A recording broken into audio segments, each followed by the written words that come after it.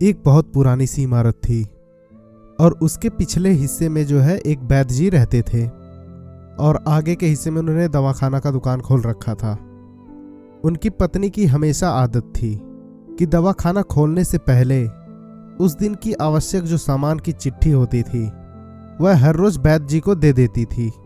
वैद्य जी गद्दी पर बैठकर पहले भगवान का नाम लेते थे, फिर वह चिट्ठी खोलते।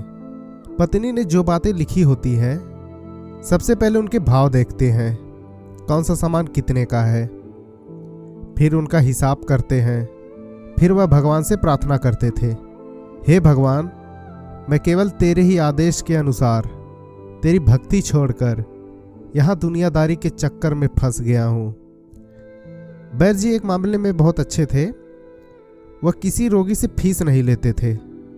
कोई दे देता था इसलिए कोई नहीं देता था, किंतु एक बात निश्चित थी कि जो ही उस दिन के आवश्यक सामान खरीदने योग्य पैसे पूरे हो जाते थे उसके बाद वह किसी से भी दवा के पैसे नहीं लेते थे, चाहे रोगी कितना ही धनवान क्यों ना हो।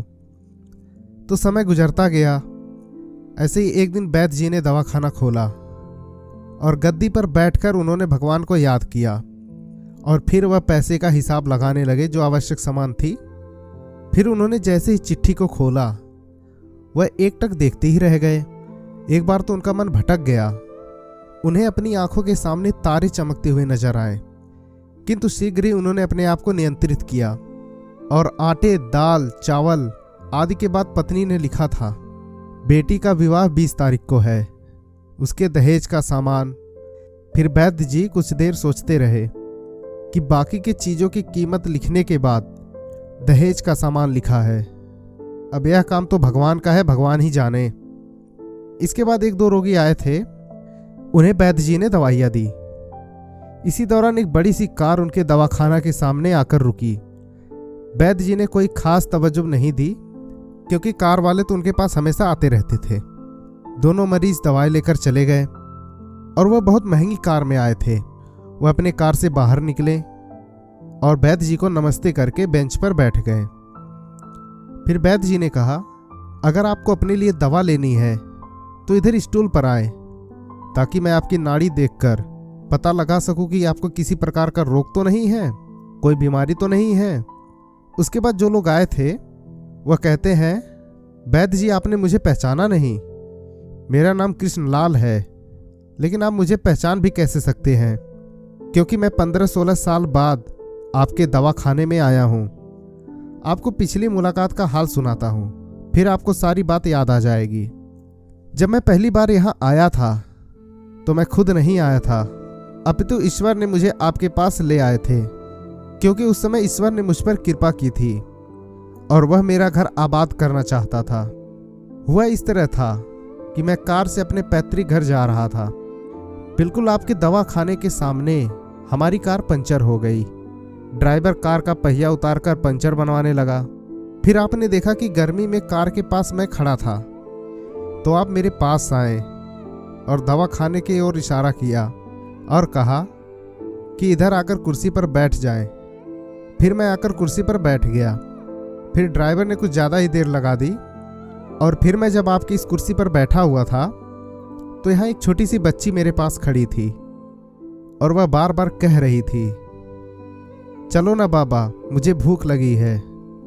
आप उससे कह रहे थे कि बेटी थोड़ा धीरज रखो, चलते हैं। मैं यह सोचकर कि इतनी देर से आपके पास बैठा था और मेरे ही कारण आप खाना खाने भी नहीं जा रहे थे, मुझे कोई दवाई खरीद लेनी चाहिए थी ताकि आप मेरे बैठने का भार महसूस कर सकें। फिर कृष्णलाल आगे कहता है, वैद्य जी, मैं पिछले 5-6 साल से इंग्लैंड में रहकर कारोबार करता हूँ। इंग्लैंड जाने से पहले मेरी शादी हो गई, लेकिन अब तक बच्चे के सुख से वंचित हूँ। यहाँ भी इलाज कराया और वहाँ इंग्लैंड में भी, लेकिन किस्मत ने निराशा के सिवा और कुछ भी नहीं दिया। आपने कहा था, मेरे भाई, भगवान से निराश ना हो, याद रखो कि उसके कोष में किसी चीज़ की कोई कमी नहीं है। आस चाहे औलाद की हो या धन और इज्जत की, सुख या दुख की, जीवन या मृत्यु की, सब कुछ उसी के हाथ में है। यह किसी वैद्य या डॉक्टर के हाथ में नहीं होता और न ही किसी दवा में होती है। जो कुछ होता है वह सब भगवान के आदेश से होता है।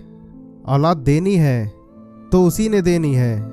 मुझे याद है आप बातें करते जा रहे थे और साथ में पुड़िया भी बनाते जा रहे थे। सभी दवा आपने 2 भागों में विभाजित कर दिया और उसको 2 अलग अलग लिफाफों में डाल दी और फिर मुझसे पूछकर आपने एक लिफाफे पर मेरा और दूसरे पर मेरी पत्नी का नाम लिखकर दवा उपयोग करने का तारीख बताया था। और मैं आपको हकीकत बता दूं, मेरा वह दवा लेने का मन नहीं था क्योंकि वह बहुत सस्ती थी। लेकिन दवा लेने के बाद मैंने पैसों के बारे में पूछा तो आपने कहा था बस ठीक है, रहने दो। फिर मैंने जोर नहीं डाला था। आपने कहा कि आज का खाता बंद हो गया है। मैंने कहा मुझे आपकी बात समझ नहीं आई। इसी दौरान वहाँ एक और आदमी आया। उसने हमारी चर्चा सुनकर मुझे बताया कि खाता बंद होने का मतलब यह है कि आज के घरेलू खर्च के लिए जितनी राशि वैद्य जी ने भगवान से मांगी थी वह भगवान ने उन्हें दे दी है। अधिक पैसे वे नहीं ले सकते। मैं कुछ हैरान हुआ और कुछ दिल में लज्जित भी हुआ कि मेरे विचार कितने निम्न थे और यह वैद्य जी कितने महान हैं। मैंने जब घर जाकर पत्नी को औषधि दिखाई और सारी बात बताई तो उसके मुंह से निकला, वो इंसान नहीं कोई देवता है और उसकी दी हुई दवा ही हमारे मन की मुराद पूरी करने का कारण बनेगी। आज मेरे घर में 2 फूल खिले हैं। हम दोनों पति पत्नी हर समय आपके लिए प्रार्थना करते रहते हैं। इतने साल तक कारोबार ने फुर्सत ही नहीं दी कि स्वयं आकर मैं आपको धन्यवाद कह सकूं। मेरे पास शब्दों की कमी हो गई। इतने वर्षों बाद आज मैं भारत आया हूं और कार केवल यहीं पर रोकी है आकर। वैद्य जी हमारा सारा परिवार इंग्लैंड में सेटल हो चुका है। केवल मेरी एक विधवा बहन अपनी बेटी के साथ भारत में रहती है। हमारी भांजी की शादी इसी साल की 21 तारीख को होनी है। न जाने क्यों जब भी मैं अपनी भांजी के लिए कोई भी सामान खरीदता था तो मेरी आंखों के सामने आपकी वह छोटी सी बेटी आ जाती थी और हर सामान मैं दोहरा खरीद लेता था। मैं आपके विचारों को जानता था कि संभवतः आप वह सामान न लें, किंतु मुझे लगता था कि मेरी अपनी सगी भांजी के साथ जो चेहरा मुझे बार बार दिख रहा था वह भी मेरी भांजी ही है। मुझे लगता है कि ईश्वर ने भांजी के विवाह में मुझे सामान लेने की जिम्मेदारी दे दी है।